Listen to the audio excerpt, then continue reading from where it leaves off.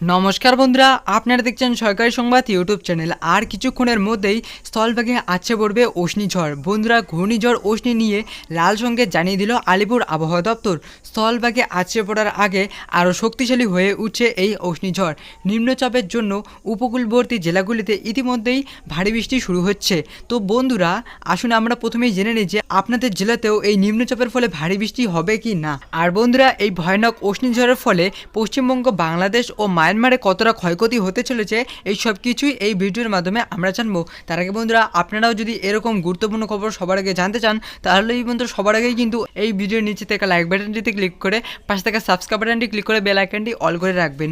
বন্ধুরা, আবহাওয়া দপ্তর থেকে জানাচ্ছে ঘূর্ণিঝড়টি আজ রাতেই আন্দামান নিকোবর দ্বীপপুঞ্জ থেকে 120 কিলোমিটার গতিবেগে গা ঘেঁষে বেরিয়ে যাবে। আর বন্ধুরা, আবহাওয়া দপ্তর থেকে আরও বলা হচ্ছে যে আর কয়েক ঘন্টার পরেই মায়ানমার ও দক্ষিণ বাংলাদেশে 150 কিলোমিটার গতিবেগে আছড়ে পড়বে। আর বন্ধুরা, এর সাথেই এই ভয়ানক অশ্নি ঝড় আজ রাতেই কিংবা সোমবারের মধ্যেই স্থলভাগে আছড়ে পড়বে বলে মনে করছে আবহাওয়াবিদরা। তো বন্ধুরা, এবার কথা হলো, এই ঘূর্ণিঝড়ের প্রভাব কি আমাদের পশ্চিমবঙ্গেও পড়বে?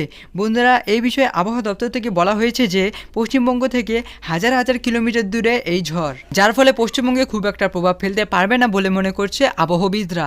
কিন্তু হালকা মেঘলা আকাশ থাকতেই পারে। আর বন্ধুরা, কিছু কিছু জেলায় হালকা হালকা বৃষ্টি হতে পারে। তবে বন্ধুরা, দক্ষিণবঙ্গে বর্তমানে কোনো বৃষ্টিপাতের সম্ভাবনা নেই বললেই চলে। তবে দার্জিলিং ও কালিম্পংয়ে হালকা বৃষ্টি হতে পারে।